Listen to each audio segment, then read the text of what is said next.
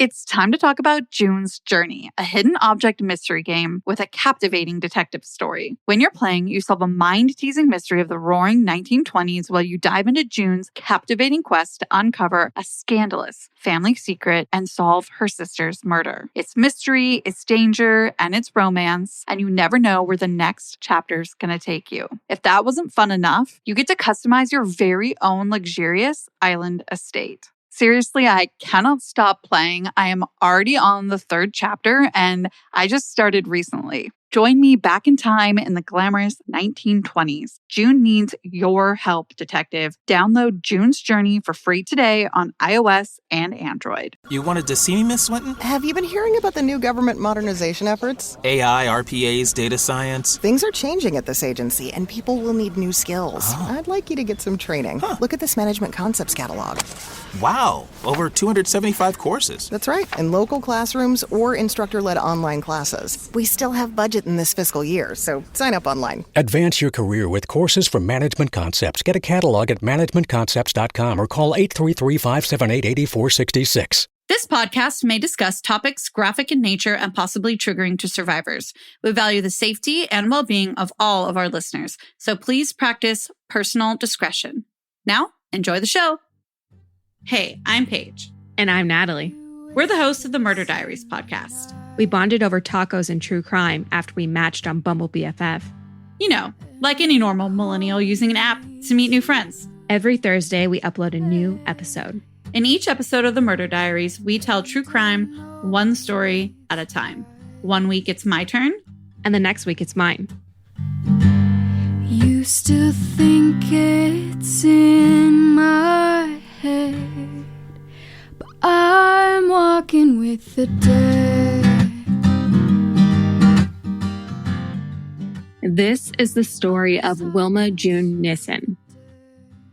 Wilma was born on October 19th, 1954, in San Francisco to Charles Clarence Nissen and June Simmons Bradford. She was one of 2 daughters, and she had a sister named Mona who was unable to hear or speak. When Wilma was 8 years old, her mother abandoned her and Mona, and their father, Charles, was able to maintain full custody of the girls. However, that's the extent of it. Despite being physically present in Wilma and Mona's lives some of the time, Charles severely neglected the girls. Wilma and Mona went without the basic necessities, think food, water, access to a restroom, and never attended school while in their father's custody. Instead, Wilma and Mona were locked in a bedroom closet for hours upon end, day after day, while Charles worked. And this was Wilma's life for 2 years. It's not hard to imagine that this heartbreaking and unnecessarily cruel environment eventually took a toll on Wilma's overall well-being. We're talking mentally, physically, spiritually. Her father's neglect had such a negative impact on her that by the time she was 10 years old, Wilma wasn't able to read or write, and she was unable to eat with a fork. Let that sink in. Wilma had been so deprived that at 10 years old, she didn't have the motor skills to use a fork. That's, of course, an obvious delay for a 10-year-old. Was there any type of specific diagnosis that was given in any of the source material as to where this delay may have stemmed from? None of the sources specifically state what it could have been or an actual diagnosis, but you have to remember this is the late 50s and early 60s. So we're just going to have to take it for what it is. She was unable to read or write or even use a fork.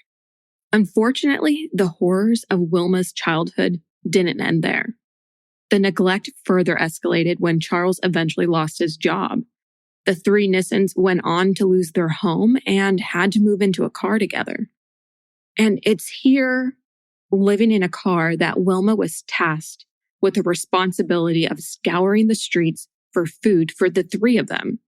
All the while, Mona was imprisoned in the car's trunk. We don't have a lot of material as to what exactly this looked like for Mona, but you can imagine that it was pretty horrific. We do, however, have the article that mentions this trunk imprisonment in the show notes. Absolutely. And I'm so glad you acknowledged that, because this little girl essentially went from being locked in a closet all day and all night to being locked in a car trunk. It's just horrific. And it really shows the scale of neglect and abuse that these girls went through. There's actually a quote from Blythe Blomendahl. He's an investigator for the Lyon County Sheriff's Department. And this quote was made years after Wilma's murder. But I want to include it here because I feel like it truly captures the sadness and depravity that Wilma experienced in her young life. He said, "This girl, if it wasn't for bad luck, wouldn't have any luck. If Wilma was here today growing up as a child, you would feel so sorry for her. You'd want to just pick her up and take her home." And it seems like authorities agreed, because in 1964, California Child Services removed Wilma and Mona from their father's care. I just want to acknowledge that this is really where our information on Mona, Wilma's sister, ends. We don't know where she ended up. We don't know what happened to her. And it's sad. But as we continue on, we realize, at least with Wilma's story, that because they didn't have any family to care for her, they, were split up and entered into the foster care system. Wilma went on from foster family to foster family. She lived with Marshall and Maxine Holt in Anaheim, California in 1964, all the way until 1966. She was then placed in several other foster homes until 1967. And that's when she went to live with Vincent and Alice Hawes, who were her final foster parents in Seal Beach, California. Again, I feel like I'm going to be repeating this a lot, but there aren't too many details about Wilma's life, especially between her last foster placement and her first marriage 6 years later.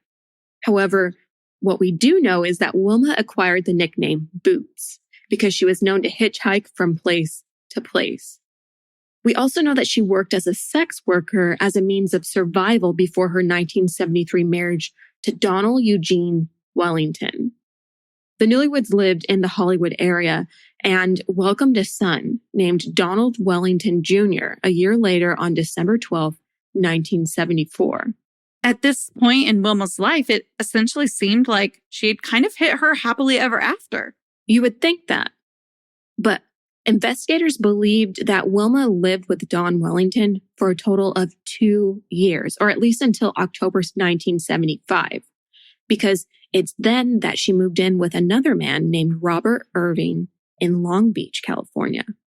2 years later, Wilma and Robert married on June 21st, 1977, and they were living and working at a shop located at the intersection of Bellflower and Artesia in Bellflower, California. Wilma gave birth to a daughter that same year named Crystal, who now goes by Chrissy, at a Long Beach hospital on August 18th, 1977. Unfortunately, the cycle of foster care continued, because at some point during all of this, Wilma's children were taken away from her by local jurisdictions and put into foster care themselves. Although this is such a horrible thing for any parent to go through, there is one small silver lining in all of this. Vince and Alice Hawes eventually adopted Chrissy, as I mentioned earlier, shortly afterward. And if you remember, they're the same family who fostered Wilma until she got out of the system herself. So it was kind of like her foster parents took care of her daughter as their granddaughter in a way. That's such a silver lining if you think about it in a rough situation. Around this time, investigators believe Wilma went to San Diego, where she lived for a short time in a camper parked on the street near 751 Fifth Avenue. And it's here that she met 54-year-old Charles Inman Belt.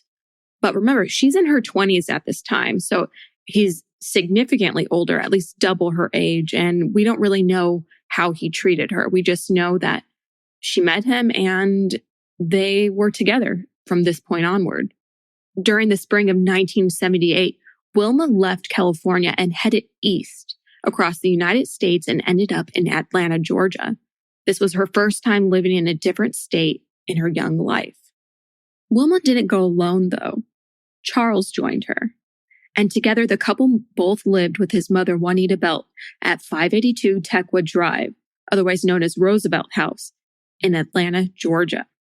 Charles is believed to be the last known person to have seen Wilma alive in 1978. This was believed by detectives for a number of decades.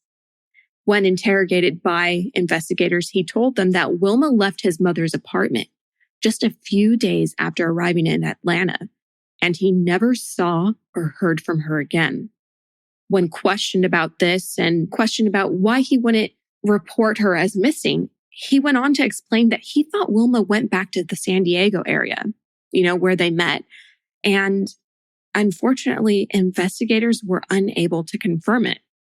Only decades later did investigators piece together that at some point after Wilma left Atlanta, she traveled west to Sioux Falls, Iowa.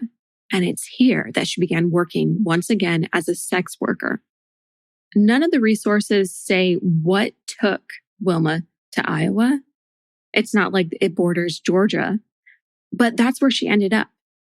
And we do know that in addition to her married names of Wilma Wellington and Wilma Irvin, Wilma sometimes used aliases including Amy Irvin, Amy Belt, Wilma Belt, or Amy Nissen, at least according to the Lyon County Sheriff's Office. Get more from your store with Safeway's Fresh Pass program and enjoy more services like unlimited free delivery and all your grocery needs. More exclusive perks like 5% off every day on your favorite organic or open nature items across the stores and more rewards that never expire. Get Safeway's Fresh Pass to enjoy exclusive perks, unlimited free delivery, and more. You can start your 30-day free trial today. Visit Safeway.com/FreshPass for program details. Service available in select areas. Safeway.com/FreshPass. Is your daily grind getting you down? A ThermoSpa's hot tub may be the solution. Just a few minutes under those powerful soothing jets, and all your stress seems to melt away, like you're lying on a cloud of bubbles. You'll not only feel better, but sleep better too. Call 877-861-4672 now, and for a limited time, save $1,250.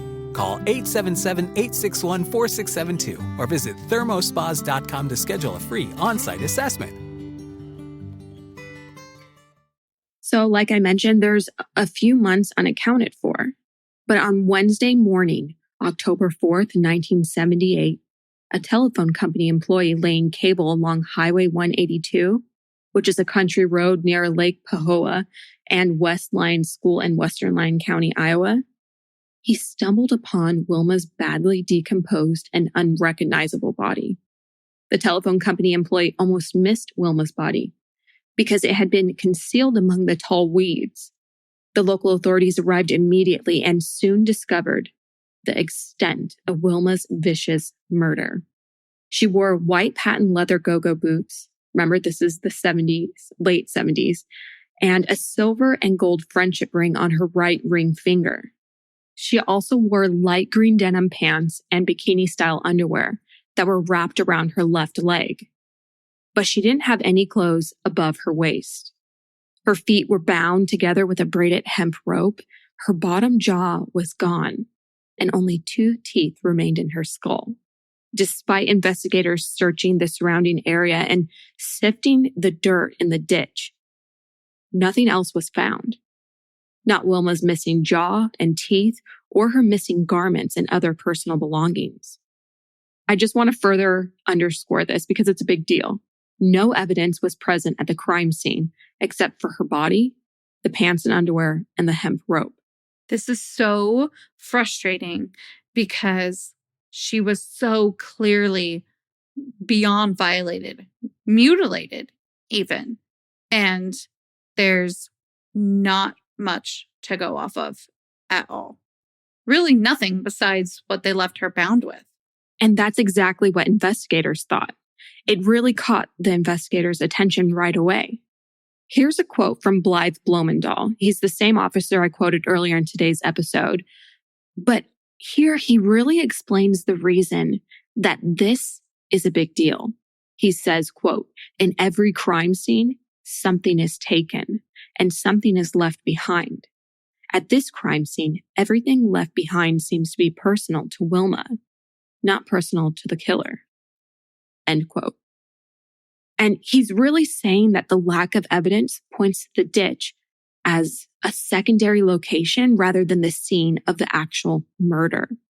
That reasoning and the level of decomposition that Wilma's body had undergone made investigators believe that her body had been left there between June and August of that year, 1978.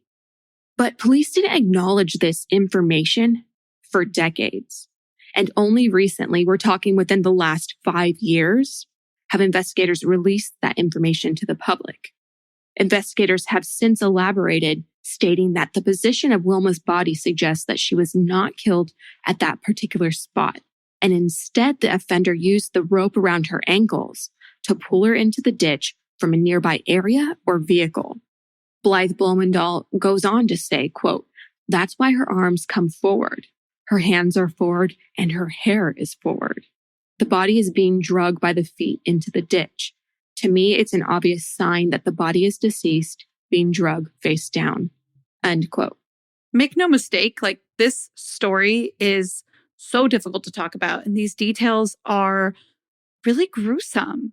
And what you were just describing paints a picture of how little these perpetrators took into account Wilma's humanity as a human being. You're right. And details like this aren't something that we like to talk about. But because, and I'm not giving anything away here, her case is unsolved. Because of that fact, I feel like these details need to be told for the listeners, for anyone who may share Wilma's story with others. These are the details that can help us catch who did this to her. Furthermore, the medical examiner who conducted the 1978 autopsy noted a dislocation of Wilma's right elbow and a suggestion of a dislocation of her cervical vertebra, which could have happened after death. And this information, once again, is significant. Investigators believe that it suggests that Wilma may have struggled with her killer or killers. Once again, our favorite Blythe Blumendahl is quoted as saying, quote, "I think that the possibility is high by the dislocation, by the fact that her hands are free. If this is a person capable of fighting back, there may be DNA under her fingernails." I think we finally have found the benefit to investigators looking at this case again in a 21st century light. And to that point, because her body was recovered and this possible DNA under her fingernails was recovered back in 1978, they really couldn't do anything with it for decades, really. Because Wilma hadn't been identified at this point in the investigation, investigators didn't have any idea of her background or what she may have gone through in her life. Essentially, what they had was a female body.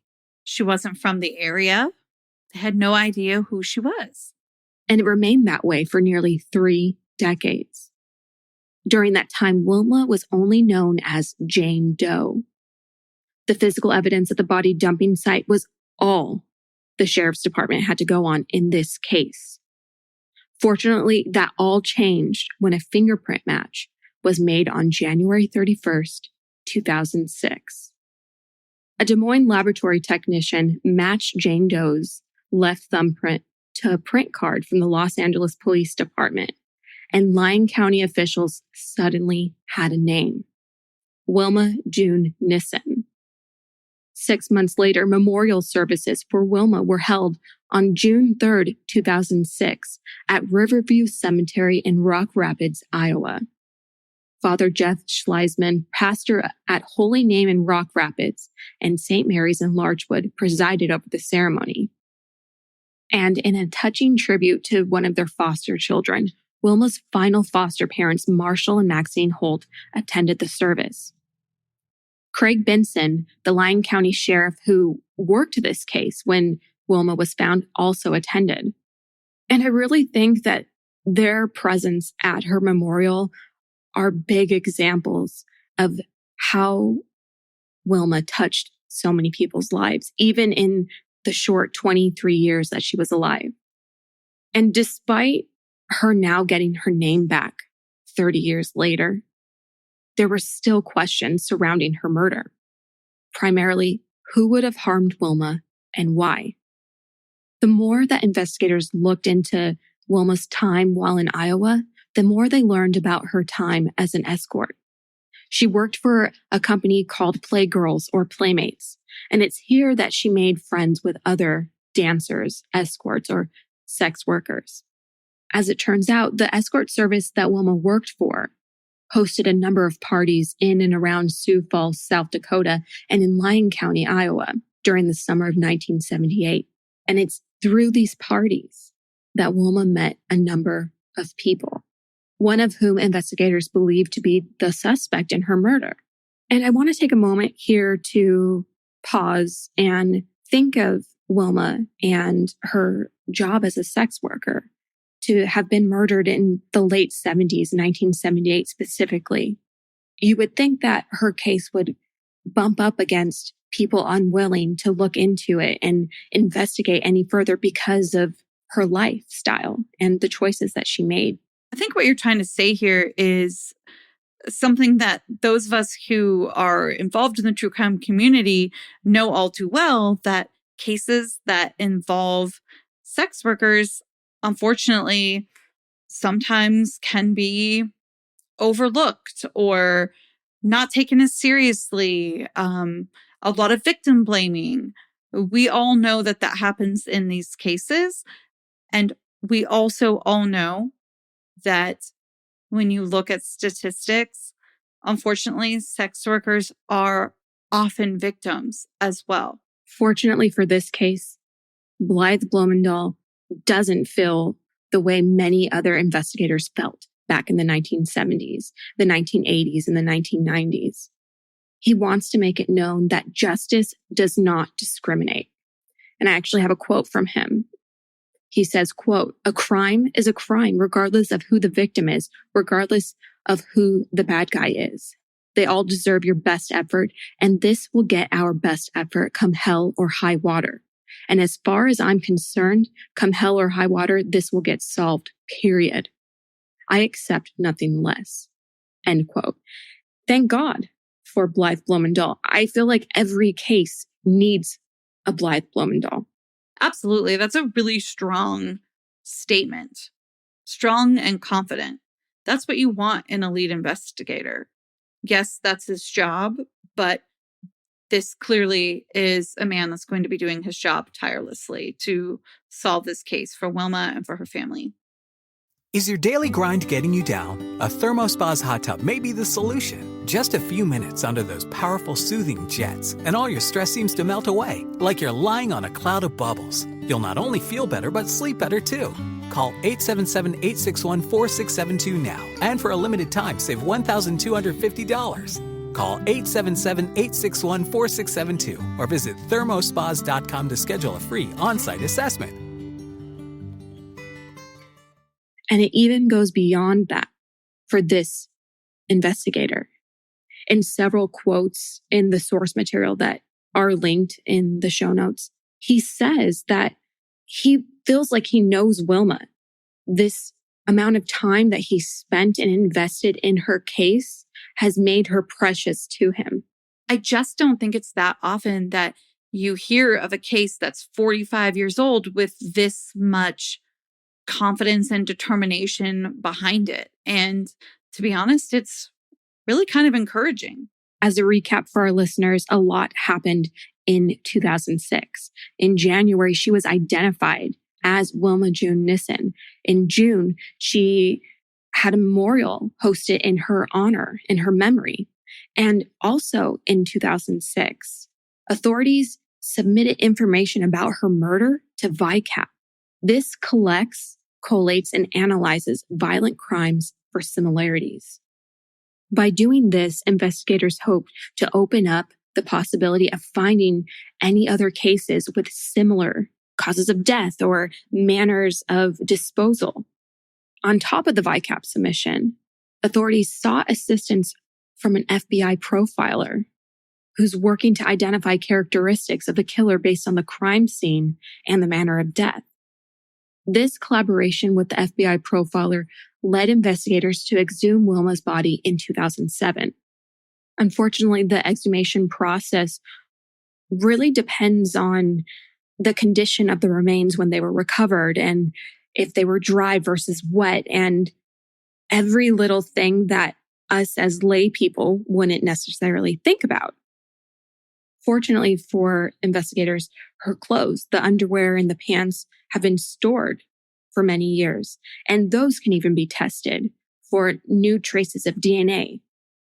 Wilma's exhumation gave investigators Wilma's manner of death. However, the viciousness and definite manner with which she was killed aren't and have not been released by investigators.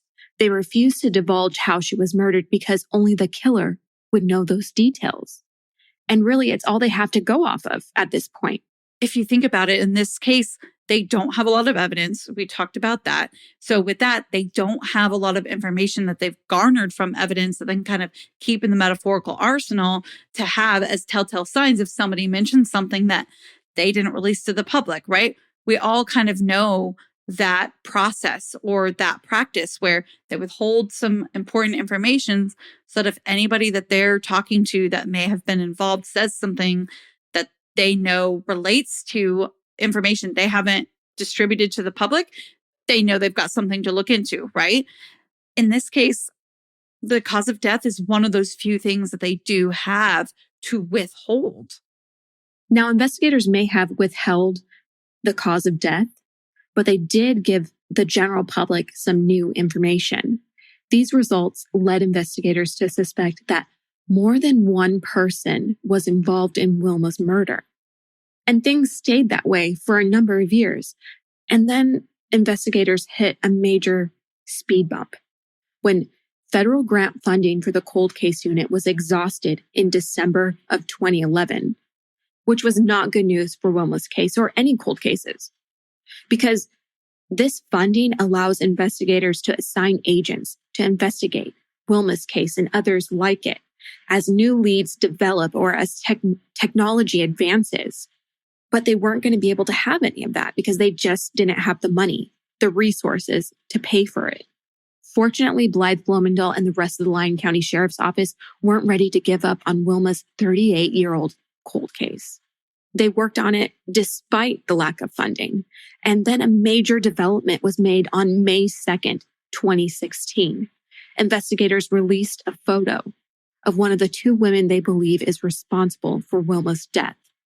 The suspect whose photo was released was known for robbing other sex workers, and they believe that Wilma's murder was the result of robbery, that she was killed by people who wanted to steal the money she had earned while working at a Lyon County party, and she died as a result of it. Investigators went on to describe the suspect they believed to be responsible for Wilma's murder. They describe her as a Black female who went by the stage name of Sugar. She worked as a dancer, an escort, and a sex worker at parties in and around Sioux Falls, South Dakota, and in Lyon County, Iowa in the summer of 1978. Now, investigators know the suspect's real name. They know Sugar's name, but they're not ready to release it publicly. Like Paige mentioned before, this is one of their sole facts they have about this case that they can keep close to the vest and wait for someone to come forward and independently identify her. On top of that, the sheriff's department has been trying to track down the identity of another dancer, another sex worker, who went by the stage name of Peaches. So you were just talking about how they now believed that two people were involved in the murder of Wilma. Is Peaches our second suspect? She is the second suspect, but here's the problem. They've never released her photo because they don't know who she is. They don't know her true identity. Peaches is her stage name. And they know that she hung around Sugar, but they really don't know anything beyond that. And because of the nature of their work as sex workers, they're legal name and other information really wasn't accessible.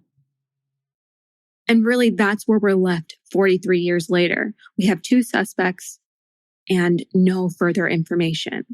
A woman, a mother of 2, was murdered in cold blood, and we still don't have answers. And that's why I think it's our responsibility as a true crime podcast to share her story, to share her face and her pictures and her name. If you or anyone you know has information about her case, there's a $10,000 reward offered for anything leading to an arrest and conviction of the person or persons responsible for Wilma's death. There's an anonymous hotline. That number is 712-472-8334. You can also contact Detective Jerry Birkey with the Lyon County Sheriff's Office at 712-472-8300. Wilma may be gone, but we're not going to stop fighting for her. May she rest in peace. And that's where we'll leave it for this episode. Until the next episode, you know where to find us at the Murder Diaries Pod on Instagram, at the Murder Diaries Pod at gmail.com, and the Murder Diaries Podcast.com. And if you haven't already, go ahead and rate, review, and subscribe to us on Apple Podcasts or wherever you listen. It helps us keep the good content flowing. Your 5 stars mean everything. And until then, stay safe. Bye.